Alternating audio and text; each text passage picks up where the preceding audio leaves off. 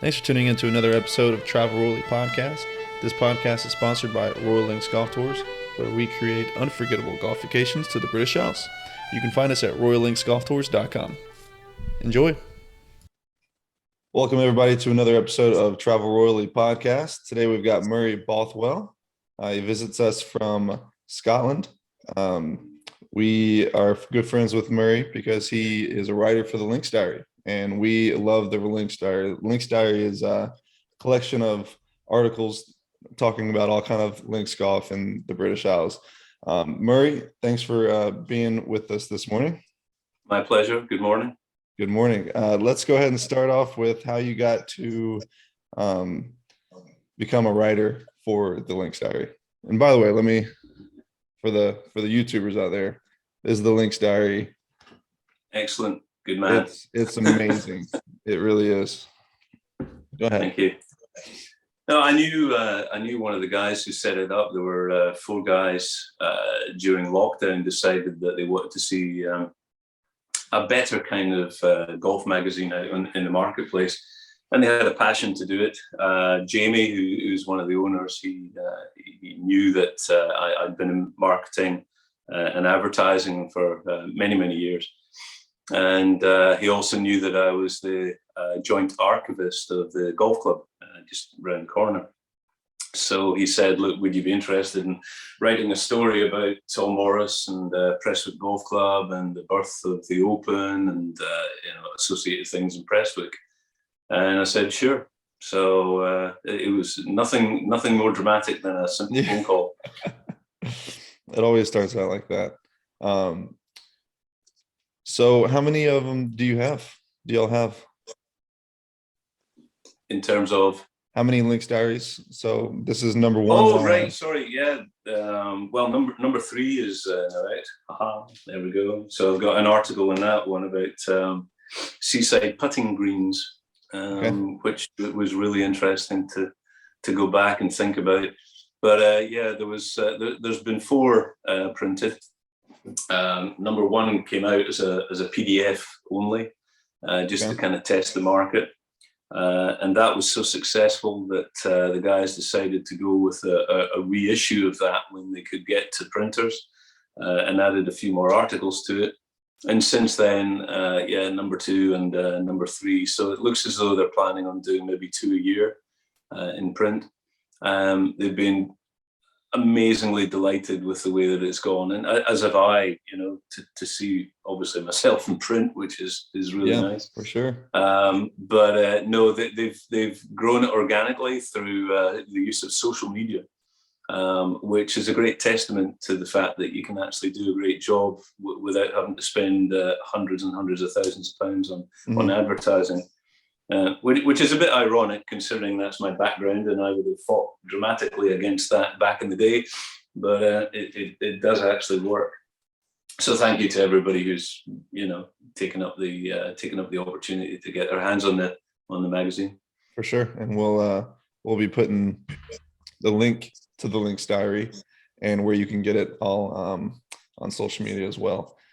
So. Do you have a next article planned out, or is that a surprise? We can't know. Well, if I told you, I'd have to kill you. But yeah, there's one that I wrote on a golf course that is on the east coast of Scotland, which is, God, it's interesting with COP26 coming up. Coastal erosion is a big challenge with the way the climate's changing, and not just in Scotland, but there's a number of courses down the east coast of England as well are actually getting nibbled away by the North Sea. Fairways and clubhouses are disappearing. The one in particular, which I'll not mention, but it's really beginning to suffer. One of their very iconic golf holes is just getting eaten away by the North Sea, and I reckon maybe 20-30 years time that fairway will not be there, and they're going to have to do something. but it's an interesting article that goes back into the history of the town and how the golf course has moved a number of times in order to end up where it is. And again, one of the good things that the guys who run the Links Diary have done, they've got some fantastic photography and aerial footage that goes along with a supporting video for people to get more of a feel of what the area is like. So I'm really looking forward to seeing that one come out in print. So that's really interesting about the ocean and how that's affecting some of the courses. Well, you must have some on the eastern seaboard as well, I guess, that are getting chewed away at. I think we should definitely have some. What do you think the plan is to counteract that? Do you think that they add a couple holes on the other side, or? It's not possible to counteract what's happening. It's just one of those things. But yeah, they're lucky. They have 2 golf courses. So maybe what they'll have to do is kind of retreat inland a little bit, and maybe grab it. This is just me thinking, but maybe they could grab some land from the other course and kind of reroute what they've got. But the other one is not a links course. It's more, and it's not parkland either. It's just kind of inland. In between. Wow. So I don't know. It'll be what it'll be. I'll probably not be around to actually see it. So, it'll take a little while. So, other than writing for the Links Diary, I know you have some other hobbies. You like to paint as well? I really enjoy painting. Yeah, I didn't know I enjoyed painting until I went on a walk on the east coast of Scotland near a town called St Abbs, and happened to wander into the gallery that was at the top of the cliffs. And there was a guy working away on a watercolor painting. And I had a chat with him, and he invited me along to one of his courses, and that was it. So I had, when I lived in Edinburgh, I had 2 exhibitions. Then when I came over here to Prestwick 20 years ago, I entered a competition, sold a painting in that. So there was a big gap really where work was so busy, and I just didn't do anything. But I retired a couple of years ago, and in the winter in Scotland, sometimes it's not ideal to be going outside. I play my golf when I can in the winter. But painting became an opportunity again. So I started again. And I've probably done about 8 or 9, I think, over the lockdown. So it's good. It's relaxing and it's fun. And awesome. So let's jump into some golf. I know that you actually used to own a golf tour company as well. I ran it. Tell us about how. I ran it. And that was really interesting. Tell us about how that came about. Sure. I used to work for a guy who it was an entrepreneur. He had about probably 8 different businesses, and I worked across them all. But one of the really interesting ones was this one. Prestwick Airport is literally about half a mile from the door here, and he ran a business there, which is in the trade called an FBO. So we looked after military aircraft, private commercial aircraft, the Royal Air Force flights, the Queen's flight, etc. And we would refuel them, look after their travel arrangements when they landed and need transport. We would put them into hotels. But the key piece of business was American military coming in over the Great Circle, over Iceland, down into Scotland, and then heading either for the desert or the Mediterranean or wherever the guys needed to go, and of course on the way back. So we knew, Air National Guard. There's a lot of fit guys there, love playing sport. A lot of them we thought could be golfers. So this day, it was a Hercules had landed with a whole bunch of guys, en route to the desert. And we got them onto the bus, and they were just about to head off down to the hotel. And we clambered on board and said, right, how many of you are golfers? So half of them put their hands up. I thought, right. I said, if we were able to supply you with some, kit, how many of you would be interested in playing golf in Scotland on your way, either here or back? And half of them put their hand up. So we thought, right, well, let's straw poll, but 25% of the guys coming in here might actually be interested in playing golf. Yeah. So we did two things, or I did two things. Number one, we had to go and get the kit. Yeah. So I went out and bought 12 sets of TaylorMades, one left-handed set because got to get the balance. Just in case. Waterproofs, which, funnily enough, the phrase waterproof didn't actually click with a lot of the guys coming through. But they're like, why do you need waterproof? Well, yeah, exactly. And then we got stand bags. We had golf shoes of all different sizes. We had umbrellas. We had the proper little golf bag for putting shoes in. Because you had to provide everything for these guys. All they have is their military gear. It doesn't look good if you're coming off a C-17 or a C-130 heading for the Gulf, carrying your your backpack and a set of golf clubs. So, yeah. We made sure that everything was there: golf balls, tees, you name it. So, and skip caps because occasionally it gets sunny here. Mm-hmm. So that was good, and we had all of that ready. And then I set up the website so that the guys could actually go onto it and say, right, I'm interested in playing these courses. And what I did was I went to every one of the courses between Turnberry and up to Irvine on the coast here, and said to them that I had a proposition. And this is in the days before online booking of tee times. It's so natural now. Everybody understands how it goes. But prior to that, most golf clubs in Scotland would have an allocated slot of 1 hour on a particular day, and not every day, in which to accommodate visitors. And they might, if you're lucky, have one in the morning and one in the afternoon. Mm-hmm. My proposition to the golf clubs was that if you've not filled that space within 3 days of the tee time, you're not going to fill it with a visitor because they've got other things to sort out. They have to take vacation time. Yeah. They have to have accommodation. All of that needs done way in advance.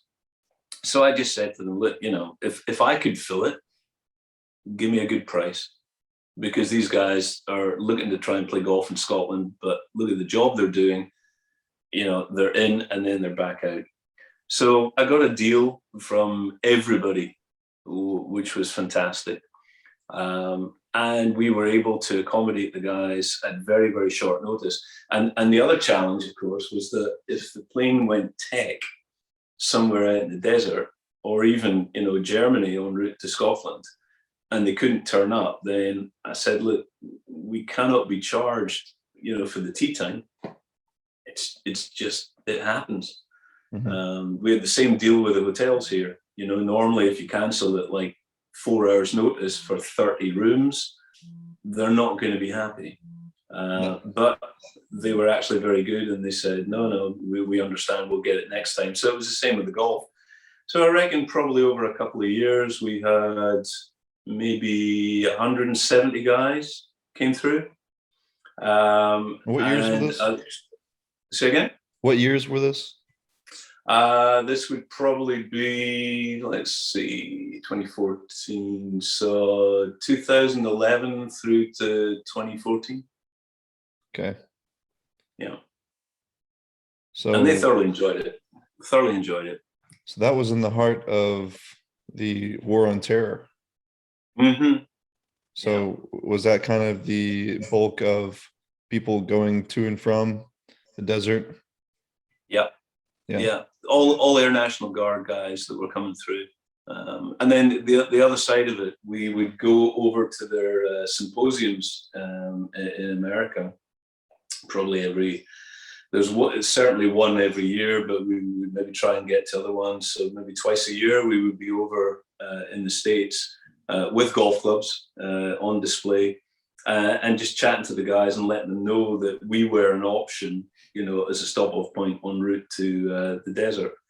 Now, I mean, clearly, the reason that we wanted the guys to come through, and the guys who are now running, the same kind of business at the airport are still looking for that. The reason that you come through is if we get the fuel, that's a benefit to fill up a Hercules, en route to somewhere else. Mm-hmm. But on the back of that, if we can give them a nice little piece of R&R, on the way to doing something particularly tough, or giving them a bit of stress relief on the way back, then So I loved it. I thought it was great. That was awesome. I loved hearing that story. I think it's great giving them an opportunity to play some British Isles golf on the way to doing something not so appetizing. So I think that's awesome. So how were the guys' reactions to playing some of the courses? Oh, just speechless. Mm-hmm. Speechless. They probably had no idea. They had no concept of what it was like. I mean, particularly links golf, which is, it's not the target golf that a lot of Americans are maybe used to. I know there are some links courses, obviously, out there that are wonderful, but they can be a lot more lush than the links courses here. So it took them, maybe a few holes to kind of understand what the game was about. Mm-hmm. It's not flying through the air. In fact, here's the thing. Most golf, when it was played back in the 1800s and maybe earlier, was often played in the winter. It was not a summer sport. Mm. Right? And the reason for that is that there was no way of cutting the grass. So the stories that you hear about the sheep wandering over the links and that was in an effort to try and keep the sort of length of the grass down. But more often than not, when they were having their competitions, it would be played across the winter. Hence, the very first Open teed off in October. Yeah. There was absolutely no point in trying to play on a links course in the summer because the grass would be too long and you wouldn't be able to find your ball. Wow. That's crazy to think about. Yeah. So it's kind of flipped now. So the burnt fairways that some of the guys experienced when they were here was just completely different. But that's kind of the way it goes. Rough in the fairway. Oh yeah. Man, well, for people who can't miss the rough, that'd be good for them. They won't have to worry about it. They don't have to worry about trying to hit a fairway. Yeah. Well, remember back in the day as well, I mean, the golf ball was, made of leather and stuff with feathers. So, the feathery, just really a completely really different thing to try and hit, Yeah, and they're not hitting Bryson DeChambeau bombs with that grass and those balls for sure. I think if DeChambeau hit a feathery, it would probably explode. It actually would for sure explode. Any ball before, the balls we have now I would assume would at least dent, break, something like that. Well, we were playing a competition just back in the summer there at St. Nicholas. Old Tom Morris was one of our founding members. Because back in the day he was getting paid a really good salary by the guys at Prestwick Golf Club, but he had a large family and he needed a little bit of help on income. So he was making golf clubs and golf balls and giving lessons, but he was an artisan at heart, and there was quite a mix of guys who were playing golf at Prestwick at that time. So they agreed that they would start up their own golf club, and it was originally called the Prestwick Mechanics, but quite soon afterwards changed to Prestwick St. Nicholas. So we wanted to honour old Tom, on his 200th birthday. Yeah. So we had a competition where we only played 12 holes, and that was to kind of reflect back on the 12 holes that were at Prestwick originally. We the first 3 games that went out, we all played a gutty off the first tee. Yeah. With this is going to get technical for some of the guys, but a long-nosed hickory shafted driver. Yeah. So, I mean, literally the nose was probably that long, right? I think I managed to get it probably about 50 or 60 yards. I mean, if your viewers have never hit a hickory shafted club in their life, they really ought to try it at least once, because there's a lot of clubs. So different. There's a lot of clubs that offer that, like offer a set of hickory clubs to be able to play. There's one in Fife.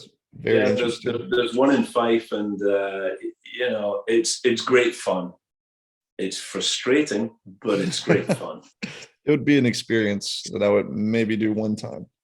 Yeah, I really wouldn't concentrate on it. Although, having said that, there was a guy came over to help us on the day. In fact, he's featured in the second Links Diary with an article that I actually did write I called it From Tree to Green, but it was the story of hickory and how it came into to general use. And Boris, who runs a shop in Gullen,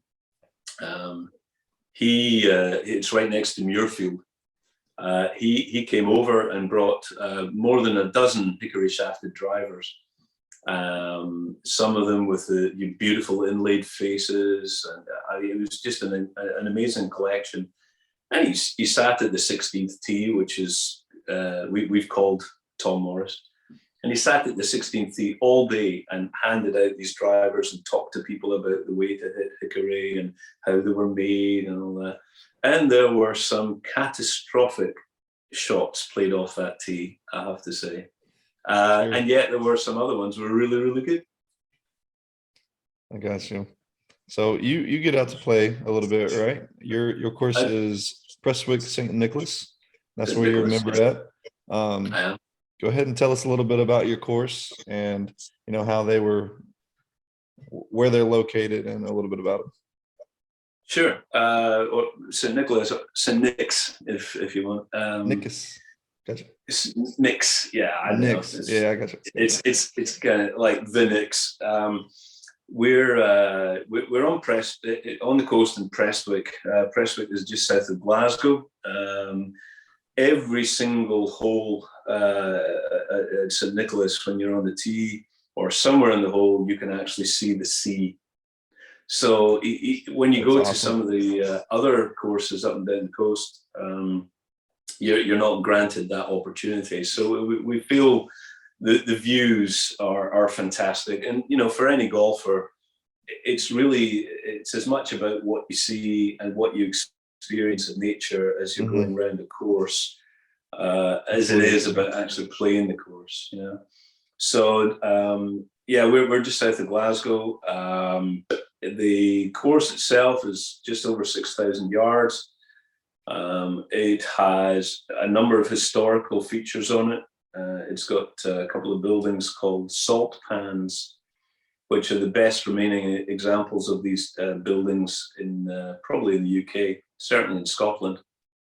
And back in the mid 1700s, when you guys were kind of doing something, I think it was a bit of a war going on. Back in the 1700s, the landowner had built these, and salt was a very, very important thing at the time for keeping your meat cured and being able to sort of survive. And women, because the guys were out working the farms, the women would gather seawater. They would put it into a steel bath and set fire underneath the steel bath to drive the water off, leaving a full bath of salt, and then they would bag it up and they would sell it. The buildings themselves were probably still occupied up until just after the Second World War. But now they're historically preserved buildings, and they're just sitting right next to our third green.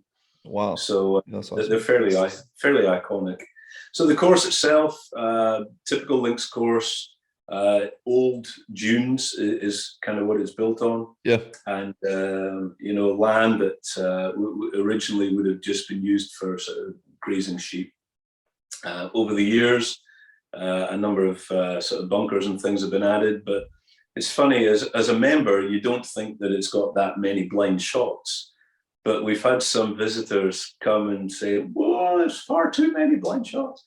Well, all right, but it's part and parcel, I think, of some fun of playing a golf course.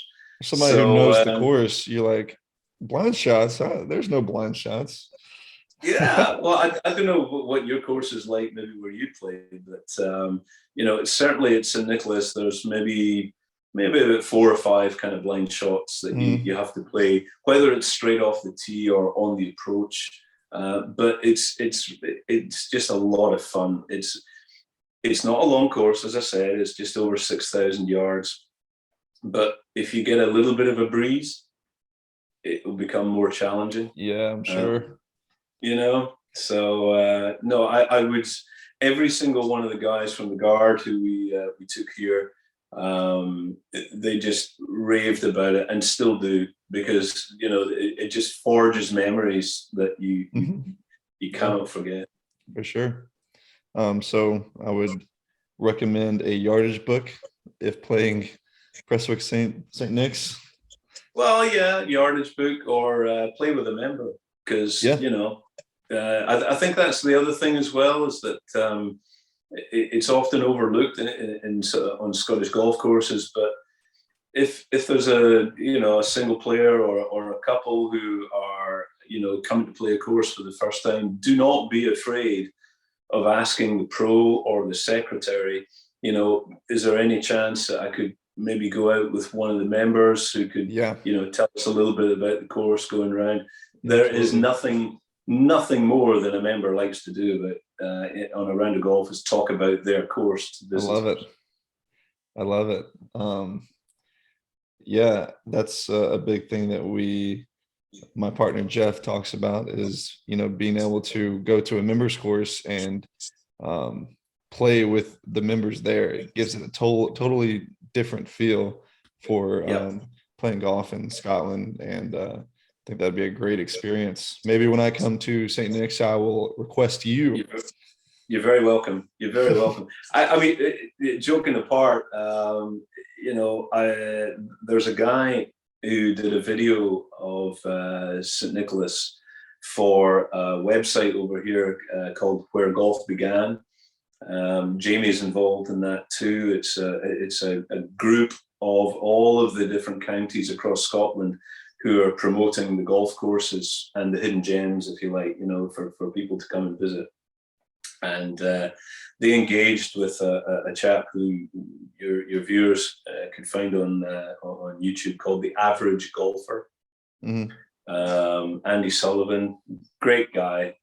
He describes himself literally as an average golfer, and he goes around the golf courses wherever he's engaged to go and play, and you'll play them and it's videoed, and you'll talk about it as an average golfer, what the feeling's like to play it, how it compares with other ones in the area. And he gives an honest appreciation of what it's like to be there. So he came over in the middle of the pandemic, when there was a kind of window of opportunity. Came up from Wales, and he and I went out and played the course, in amongst the fact that it was all 4 seasons in one day. I mean, it was just unbelievable. But he enjoyed it. He thoroughly enjoyed it. So we're on video. If guys actually want to have a look and see what St. Nicholas looks like, average golfer. That would be awesome. It's on there. We'll get that out there. I'll have to look at that for sure. What are some of your fondest memories of being at your course? Maybe a tournament or special occasion? Oh, let's see. Special occasion. Well, I suppose there's 2 that would rank highly in terms of special occasions. Number 1 was getting my second hole-in-one of my life, which was on the par 3 out at the far end of the course. which, true to form, like most hole-in-ones, never saw it go in the hole. So the guys on the 13th tee jumping up and down, but that was it. So didn't know exactly what they were jumping for. Oh well, no, I could kind of guess, but then the other one was back in 2007, I think it was. I won the match play trophy for the club. Awesome. So that was tough, but thoroughly enjoyed that. So yeah, that's the two best memories, I would say. So is that a match play for your flight or for the whole thing? Everybody can actually go into the competition. So you beat everybody straight up. That's awesome. Yeah, I mean, there's the two big competitions really, I suppose, in the club are the club championship, and there's one for the sort of first class and second class as well. But the match play is just everybody. So when I come to play with you, are you going to, and we bet some money, are you going to be able to give me help on some blind shots, or are you going to hold your tongue? No. I would send you the link to the video first, and then and then it's all up to my skill. Okay. No. It's you'll laugh, but I mean, there is the odd sort of money exchange, when you go out with the guys, but it's more like 50 pence for the front nine, 50 pence for the back nine, and £1 for the game, sort of thing. So yeah. it's not big stakes. That's not what it's about. No, it's not. Yeah, yesterday my dad was in town and we played the Frog here in Atlanta. Some people will know the course.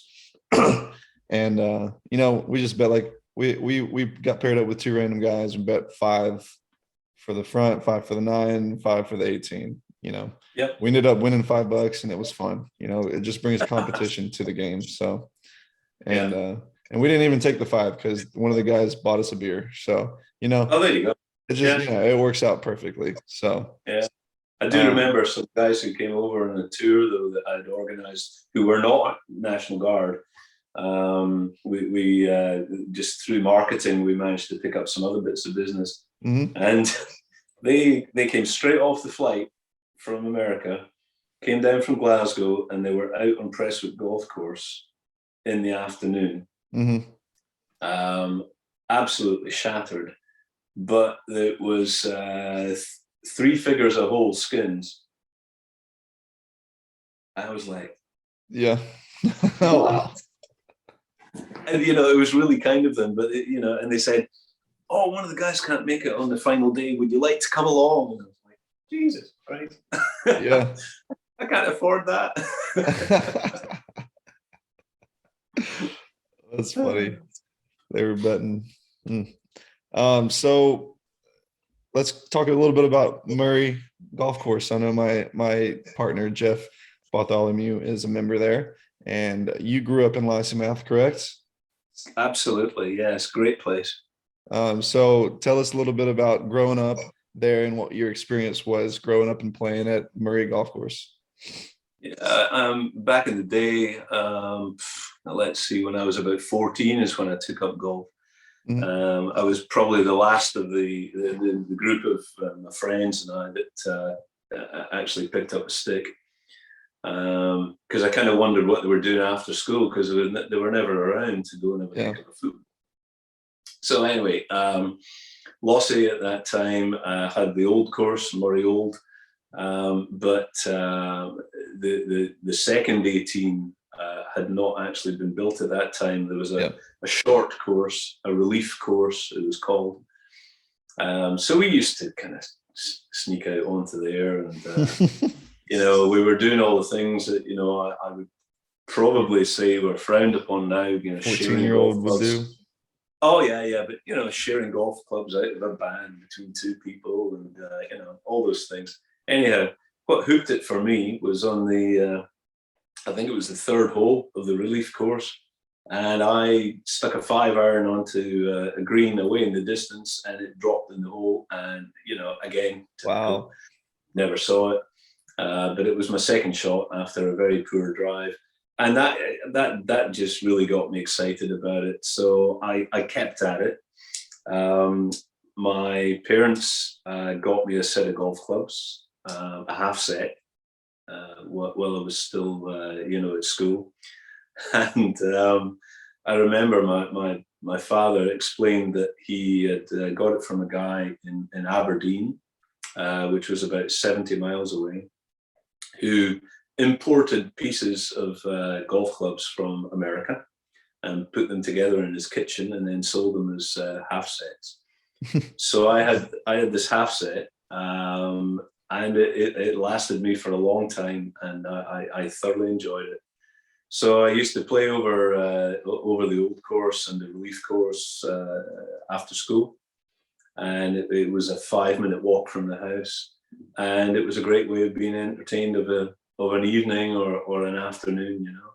It's an amazing course. I mean, it really is. It's very traditional in that it's kind of straight out and straight back with a couple of changes in between. Yeah.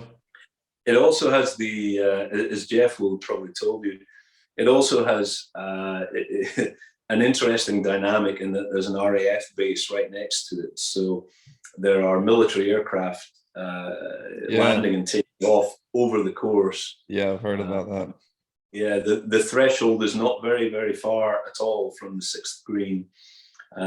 So when we were kids, we would do stupid things like trying to sort of chip the golf ball up as the plane was landing over the top of the green. And there was a pilot, laterally I ended up working at the Air Force Base, but there was a pilot who commented on the fact that he did actually spot a golf ball coming straight up and over the cockpit and going back down. Yeah, so it was a stupid thing to do. Don't try that at home. I'm sure, yeah.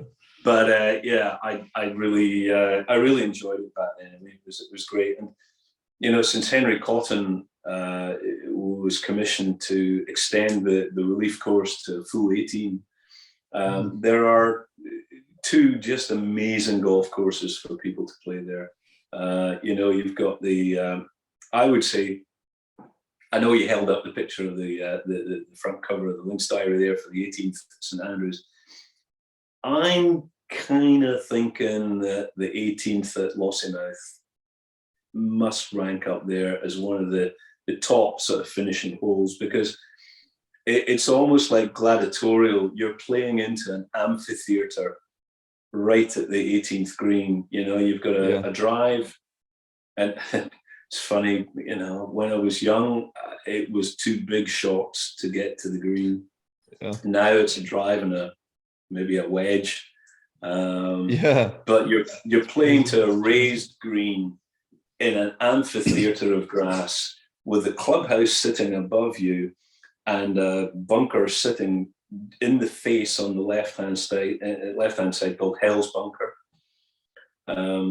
So named because apparently one of the members was a little bit drunk one night and went the wrong way out of the clubhouse, fell over the edge of the green and straight into the bunker and died.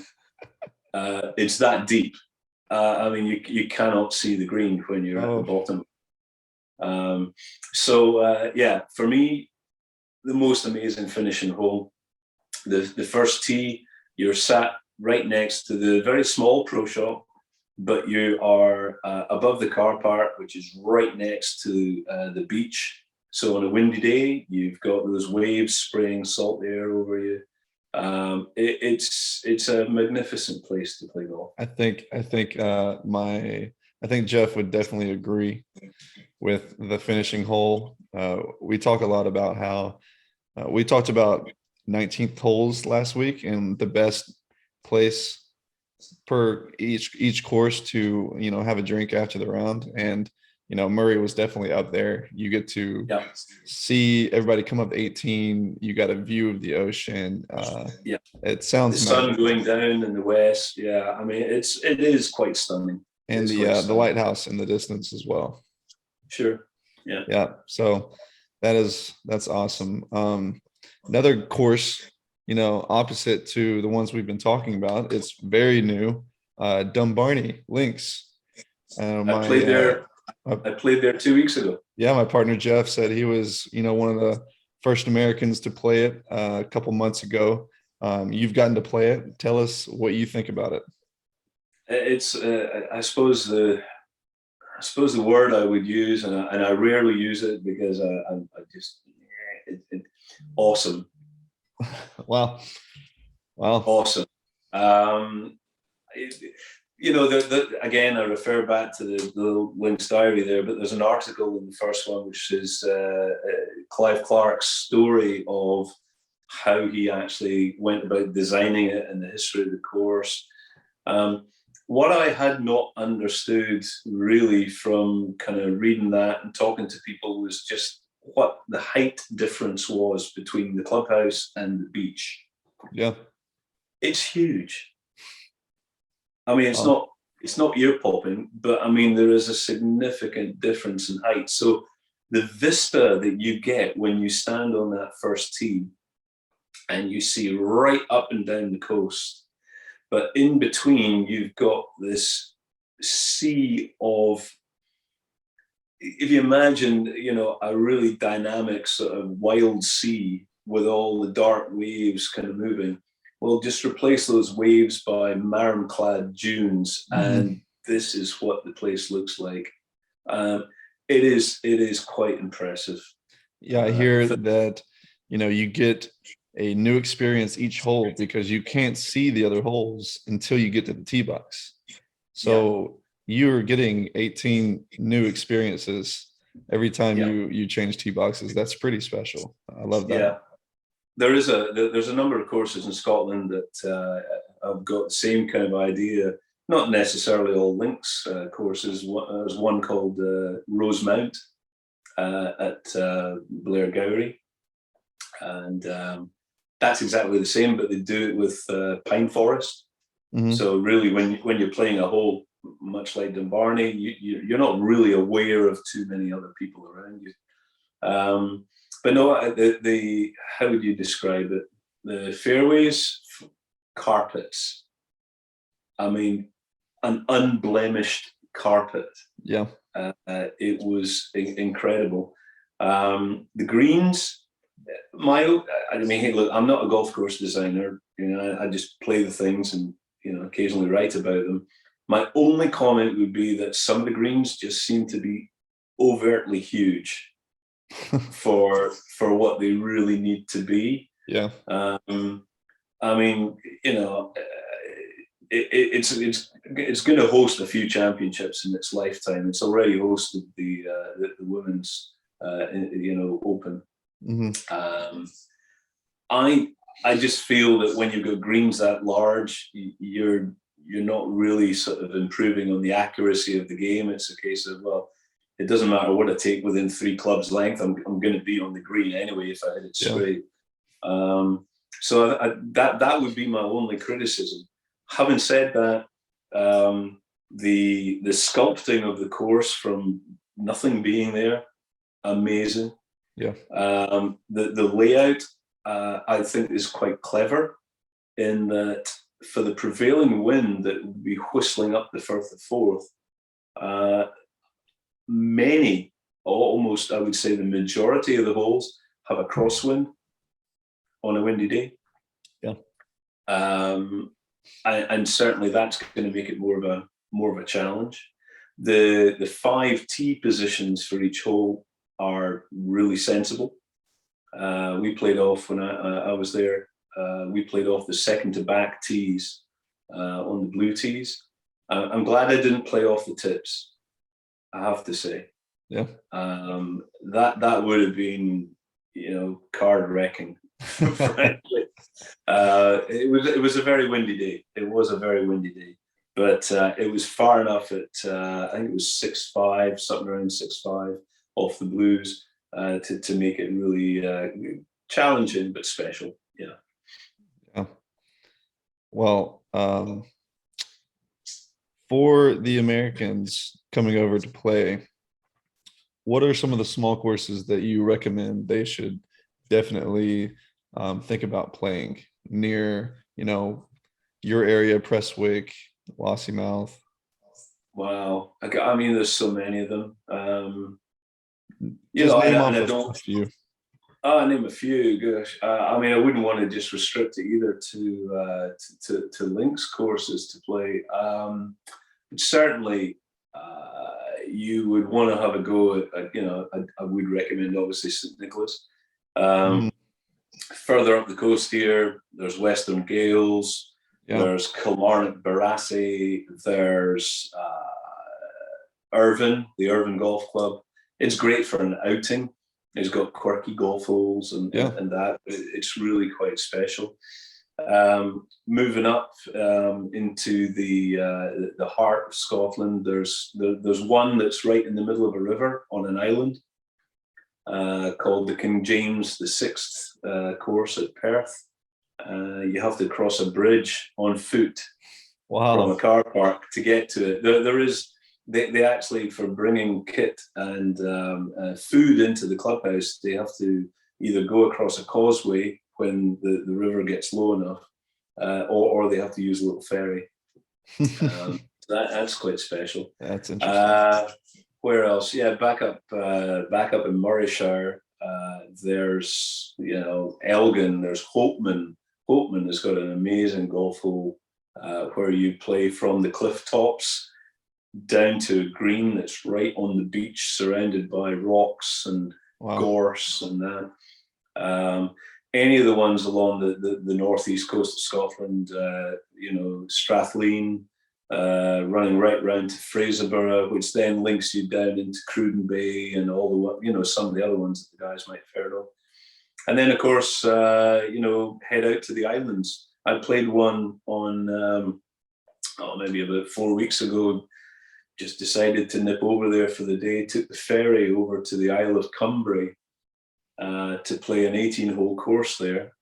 I think it was £20, maybe £25. I think, at one point, the only person on the golf course. Wow. And the views from the top of the course just looked all the way up towards Glasgow, all the way down towards Arran.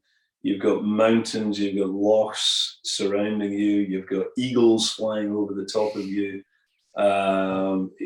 It was just stunning, absolutely stunning. And the thing for me though, Hayden, is that it's the passion which the representatives of the club, the head greenkeeper, the secretary, the folk who are working in the admin office, any of the people who are working in the running of these courses, it's the passion that they put into it because it's theirs. Yeah. It's part of the community. They may be fortunate in some instances that it has a name, like, it might be a James Braid course, like Boat of Garton, which is tucked away into the Cairngorm Mountains there. But it's stunningly beautiful. But they care about it, and even if it wasn't made by somebody famous, it's something that's part of their community, and it really counts for them. And I like the phrase, and sometimes I don't like the phrase hidden gems, but that's a good way of describing these things. I remember talking to, when I worked over in America, I was based in New York for 3 months, and you would talk to guys about golf courses in Scotland, and of course, I appreciate why, but most of it surrounds box tickers. It's got to be St Andrews, it's got to be Muirfield, it's got to be Troon, it's got to be this. But there are other courses which are as special and will not cost you hundreds and hundreds of dollars to play. Yeah, I think it's in your interest to kind of get a little mix of members courses and the championship courses. Absolutely. For one, it cuts your trip in half money wise, and two, you get the real feel of Scotland. Yeah, you go to these big championship courses and there's a horde of American tourists, coming to play, and it's just a different feel. Yes, you get an amazing course, you get to play that Tiger Woods has played, and that's special. but it's also special being able to go to a small course, have a feel of you actually living in this town, being able to play with a member. It's a different animal altogether. Absolutely. It's, golf for me is, it's about the views, it's about the environment, it's about the course, but it's also understanding the people and the place that you're in and how it's developed over the years. Mm-hmm.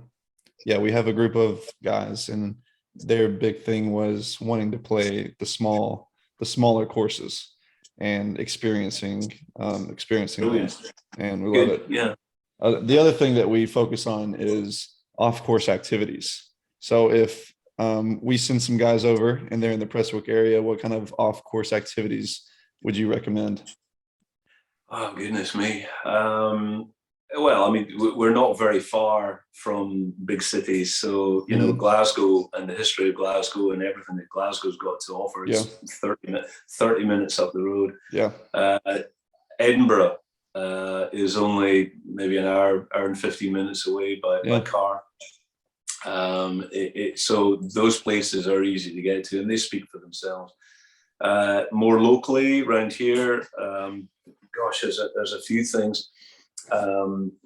There's the history of the area. I mean, anywhere in Scotland has got a history that maybe the American market would be interested in finding out about. But equally, one of the major whiskey exporters is not far down the road between here and Turnberry, and they organise whiskey tastings. It's always a favorite. So, yeah. What's my favorite? Or no, it's always a favorite. It's distilleries. Oh, I was going to say, sorry. Yeah. What is your favorite? Right. What's your favorite? What is my favorite? Again, I'm kind of torn between Balvenie and back up my own area, Glenmorangie. Yeah, which is obviously made just up the road from. I've heard of those. So whiskey tasting, fishing. You could hire a small boat and they'll take you into the Firth and you can go sea fishing for a day. Yeah, absolutely. There's just plenty things to do. Yeah, we've definitely got all those on the lists. And we are looking forward to really getting some guys out on some fishing trips. I feel like that would be an experience. It certainly would be. Yeah. So, well, Murray, we're going to wrap up. Thank you so much. This has been amazing. We're going to end it off with a couple rapid links questions. So I'm going to ask these questions, and then first thing comes to your head. All right. Okay, I'll try to keep it clean. You can say whatever you want. We'll start with the first one. What is your post-round beverage? Probably real ale, if I can get a hold of one. That was the same answer as last time. Nice. Same answer as our last guest. He's lives in England. All right. Who is your favorite American golfer? I would probably say Jack Nicklaus. Love it. Who's your favorite European golfer? Seve. What happened to the Europeans in the Ryder Cup this year? Sorry. What happened to the Europeans in the Ryder Cup? I'm just kidding. That one has to go into more depth. Just wanted to throw that one out there. Move on. Yeah. We'll move on. No problem. Members course or championship course as of just the course? Members course. Awesome. All right. That's awesome. Thank you so much. I've really enjoyed it. This was a blast. I loved getting into Prestwick and Murray, and I hope this sparks interest in people to come experience members courses and not just go to the championship courses. I think that's a big thing that people need to understand, is it's just as good. There's a lot of upside, and championship courses, they're really good. They're what you've seen on the TV, but they may not be as playable for you as they are for the tour pros.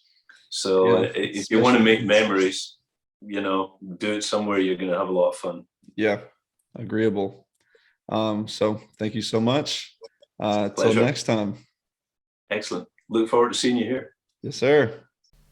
Thanks again, everyone, for tuning in to another episode of Travel Rolly Podcast. I hope everyone's enjoying it. We have some great guests coming in the future. Be ready every Wednesday at 5 a.m. Another one releases. If y'all are enjoying it, please hit the like and subscribe button on YouTube. And if you're on the podcast platforms, hit the follow button. Thank you so much.